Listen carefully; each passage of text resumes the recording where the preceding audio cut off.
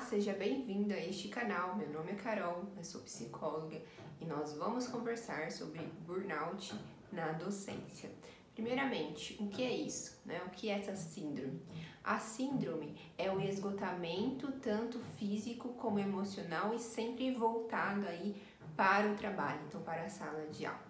E, infelizmente, ser professor, a profissão, docente, está como uma das profissões mais estressantes de acordo aí com a Organização Mundial da Saúde, juntamente com profissionais da área da saúde e policiais. Então, aí você está mais vulnerável a essa síndrome. Quando eu estava na graduação de psicologia, tive uma amiga muito próxima que fez um TCC, um artigo, sobre burnout na docência. E é muito interessante que eu, sendo professora, eu nem me importei, nem dei atenção, nem cheguei a ler naquela época o artigo da minha amiga, porque eu estava muito feliz com o que eu estava fazendo, Então, só depois, um tempo depois, que a gente começa a investigar sobre isso. Então, é bem possível que se você está assistindo esse vídeo, é porque você está com sintomas ou suspeitas de sintomas de burnout, Infelizmente, a gente ainda fala de tratamento e não de prevenção dessa síndrome ou até mesmo de outras questões, como ansiedade, depressão, no contexto escolar. Então, a gente vai começar falando aqui sobre os 10 principais sintomas de burnout. O primeiro é o constante cansaço físico e emocional. É comum a gente chegar na sala de aula cansado, não é mesmo? Então, você precisando de um dia, esse dia me sugou todas as minhas energias, os alunos, tô cansada. Mas o normal é você descansar aí à noite ou durante o final de semana. Às vezes você precisa de 2, 3 dias para recuperar essa energia. Mas quando a gente fala em burnout, é essa constante. A pessoa tá sempre cansada, tanto fisicamente como emocionalmente. A segunda característica é o constante pensamentos negativos. Aqui também é normal, às vezes a gente pensar uma coisa ou outra negativa, mas para uma pessoa que está com burnout, ela sempre vai ver tudo negativo, ela sempre vai ver tudo branco e preto, tudo as coisas, que vão dar errado, ok? A terceira característica é a falta de vontade. Então, o professor, ele perde aí motivações em várias áreas da vida dele, principalmente no contexto escolar. A quarta característica é a dificuldade de concentração. Então, passa a não se concentrar mais, com tanta facilidade com aquilo que você tinha. A quinta característica é a falta de energia. E isso vem muito do excesso de sono. Então, quando um professor é diagnosticado com burnout, geralmente, ele tem um looping, assim, vai para a escola e dorme muito. O sexto é o sentimento de incompetência.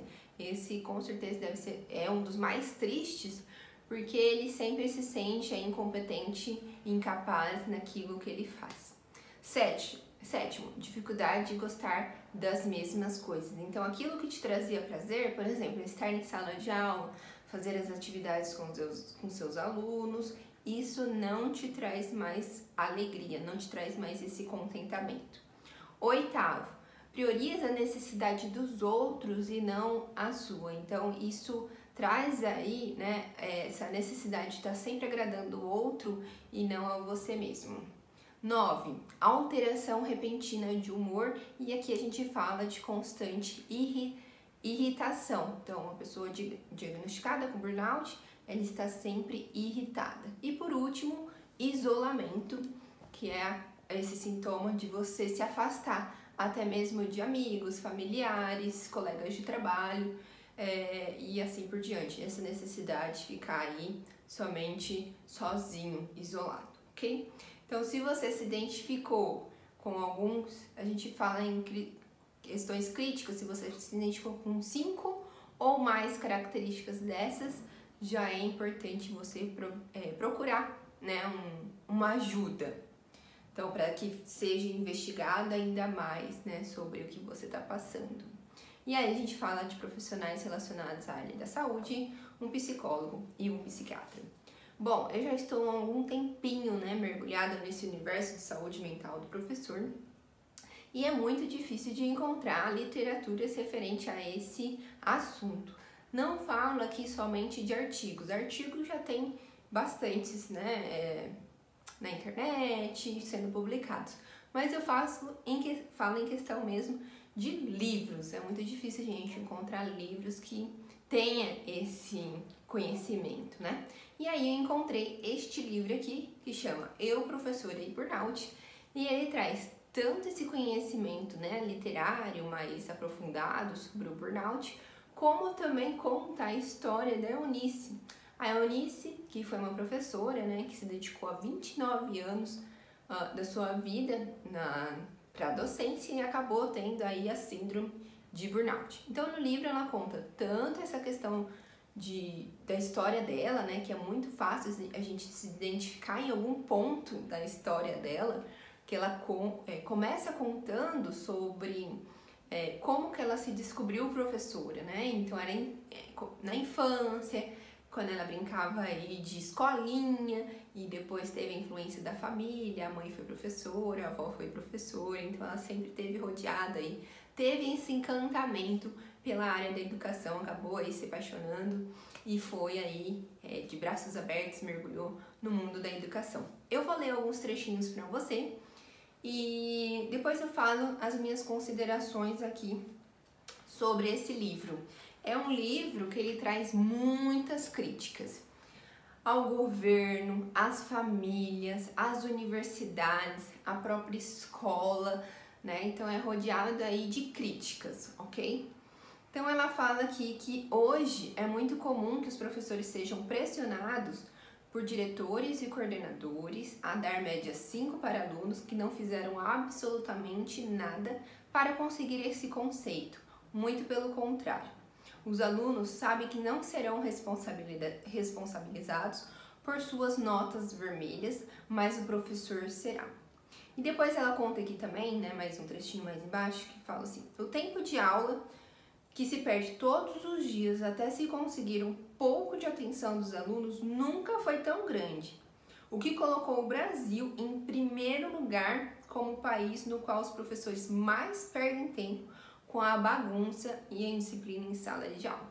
Bom, eu não sei se acontece aí com você, mas com certeza isso, né, acontece com muitos professores. Pois ela conta um outro trechinho assim: toda profissão deve oferecer ao mínimo deve oferecer ao ser humano um mínimo de valorização social e nos seus exercícios as relações interpessoais devem pautar-se por um mínimo de respeito e consideração entre as partes. E é exatamente isso que os professores não têm tido mais em sua profissão. De um lado, o desrespeito, o desinteresse, o menosprezo dos alunos, de outro, a indiferença, a desvalorização do sistema educacional. Esse, aliás, tem sido um dos fatores que leva a carreira docente a ser uma das mais rejeitadas pelos jovens brasileiros. Então, hoje, realmente, infelizmente, também não sei se você percebe aí, há cada vez menos, né, esse desejo entre os mais novos em ser professor, porque já vê tanto essa questão mesmo de indisciplina, desrespeito, todo mundo fala que o professor ganha mal, né? Enfim, ela vai jogando aí essas questões, muitas vezes, né, a realidade dura e crua do professor. Pois comenta assim também: é comum hoje que os professores tenham em sala de aula, principalmente se lecionem em escolas de periferia, em média 2 ou mais alunos envolvidos com tráfico de drogas ou com crime organizado. Esses alunos tendem a ter uma postura bastante altiva e arrogante na escola. Eles têm plena consciência do alcance de seu poder e fazem questão de agir para que todos conheçam esse alcance. E depois, mais pra frente, né, ela fala dessa questão que muitas escolas, né, ou diretores pressionam esses professores a serem responsabilizados pela transformação aí dessa realidade, o que a gente sabe que muitas vezes é impossível, né? Então, às vezes a gente trabalha com uma questão muito fantasiosa, né, do que é realmente o papel do professor. Isso ela bate aqui também, a autora, bastante sobre isso. Aqui eu achei uma parte bem interessante, né, quando ela fala: qual professor ainda não ouviu a pergunta? Professor, mas quem que é o adulto na relação, da relação? É você? É você. O aluno é apenas um vulnerável, né, ser em construção. Outra fala aqui também, né? Motive-os, professor. Faça a sua parte. Você tem que conquistar esses alunos. Afinal, é papel da escola resgatar esses alunos. Você conhece o contexto social familiar desses jovens? Pois então, se não for a escola resgatá-los, quem será? Se a escola não salvar, quem o fará? Essa é a nossa missão. Esse é o nosso desafio. Não foi para isso que você tornou-se professor? Depois tem até uma parte, né, que ela fala que foi muito difícil para ela ter esse diagnóstico de burnout, tem o preconceito da sociedade como um todo, dos colegas que tem essa comparação, que falam, ele é fraco, né, eu sou, como se fosse assim, eu sou o bonzão, né, infelizmente, as pessoas não aprenderam ainda, né, a considerar doenças mentais como uma outra doença. Então a gente tem a classificar, né? Então, se você tá com uma outra doença aí física, não, aí sim você tem o direito de se afastar, tem o direito de ter a sua licença, caso contrário, não. Caso contrário, isso é visto como folgado, como pessoas que não querem mais trabalhar, né? Infelizmente tem esse preconceito, e aqui no livro ela fala muito disso também. E uma das partes aqui, né, por fim, que eu vou estar falando do livro, é quando ela já fala, ela já se vê aí, né, em situações críticas dentro da sala de aula, já insatisfeita, já não aguentando mais toda essa realidade, né? Então ela fala assim: aos 48 anos eu me sentia muito mal diariamente. Não tinha mais força física ou emocional para estar dentro da escola. Não tinha mais vontade nem disposição. Estava esgotada, porque ou eu não dormia e permanecia a noite toda dando aula mentalmente, ou tinha pesadelos horríveis com a escola e a sala de aula. Eu não sabia que minha dedicação ao magistério era exagerada e que isso é uma das características marcantes do burnout. Dedicação excessiva e condições de trabalho estressores e frustrantes podem ser os principais estopim para o adoecimento por esgotamento profissional. E depois ela fala, né, um dos relatos, que ela tinha um diário, né, então ela comentava disso. Meu Deus, essa aula não acaba nunca. Por que me sinto assim? Os alunos até estão colaborando hoje, estão quietos, fazendo as atividades que propus, mas eu quero ir para casa, eu preciso ir. Quanto tempo ainda falta? Eu preciso calcular o tempo que falta. Ficar aqui está me irritando profundamente. Quero ir para casa, mas ainda faltam 40 minutos. Preciso anotar esse tempo. Quando eu olhar o relógio novamente, vou anotar quantos minutos já se passaram e quantos ainda faltam. E ela fala que ela compra, né, um caderno só para anotar essas questões aí do tempo que falta em sala de aula. O livro, ele tem uma leitura muito pesada. Depois ela conta um pouco mais da história dela, que ela saiu da sala de aula, teve 2 tentativas de suicídio, ela foi hospitalizada no hospital psiquiátrico 3 vezes, né? Então, ela fala que ela foi tomar banho e... Ai, gente, muito triste mesmo, né? Ela foi tomar banho, ela foi a última a tomar banho. E quando ela chegou lá, né, no box, as pessoas tinham defecado no box. E ela falou pra ajudante, né, que ela não ia tomar banho ali e tal, que ela nem tinha levado chinelo. E ela foi obrigada a entrar no box, né? Então ela depois falou que contraiu até micose nos pés. Então, assim, é uma leitura realmente muito, muito densa, muito pesada. Eu recomendo para aquelas pessoas que querem se aprofundar sobre esse tema, mas se você ainda está em sala de aula, se você é professor, eu recomendo que você, né, não leia. Eu gostaria até de, sabe, quando você tem vontade de encontrar essa pessoa para conversar, para abraçar, essa é uma das pessoas que eu gostaria aí de encontrar.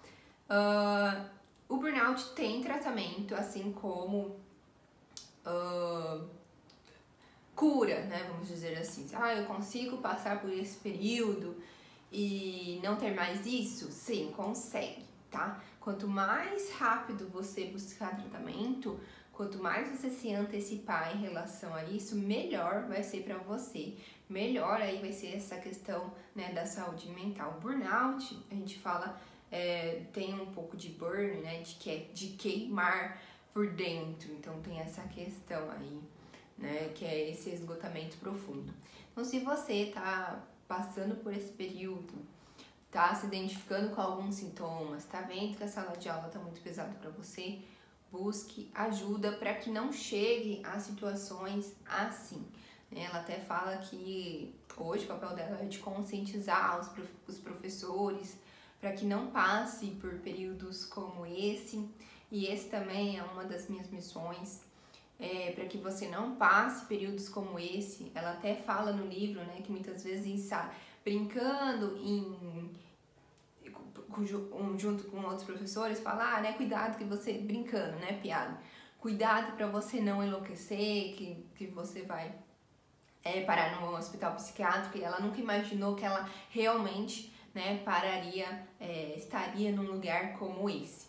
Então, é tudo muito triste, mas a gente fala aí de soluções, a gente fala de um novo olhar sobre a vida, sobre a sua carreira, sobre esse contexto escolar, ok? Então essa é a minha mensagem aqui no vídeo. Se você está passando por momentos como este, peça ajuda. Essa é uma doença muito silenciosa, mas não sofra calado.